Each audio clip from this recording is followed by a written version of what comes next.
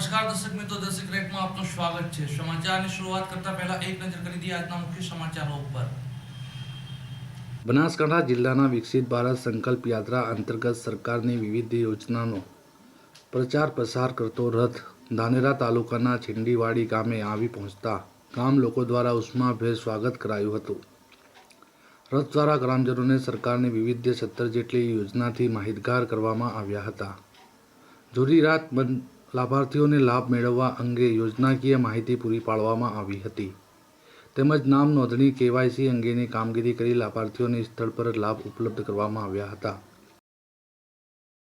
Tractor લો તો subsidy 45,000 ને 60,000 અને તમામ સાધનો ખેતી માટે રોટોવેટર હોય, કલ્ટી હોય, પાવડો હોય, દરેક માટે સબસિડી, ખાતરની સબસિડી, તમારો પાક પાકી જાય અને જો ભાવ ન હોય તો સંગ્રહવા માટે ખેતરમાં ગોડાઉન માટે 75,000 રૂપિયા સબસિડી। આ ચિંતા આપણી સૌની વડાપ્રધાન નરેન્દ્રભાઈ મોદી કરી રહ્યા છે।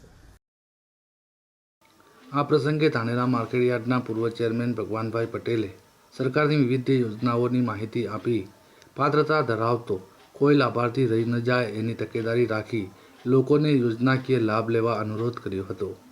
કાર્યક્રમ અંતર્ગત રથ દ્વારા સરકારની છેક છેવાડાના માનવી સુધી પ્રજાલક્ષી યોજનાઓ કાર્યોની ઝાંખી દર્શાવતી શોર્ટ ફિલ્મ ગ્રામજનોને રસપૂર્વક નિહાળી હતી।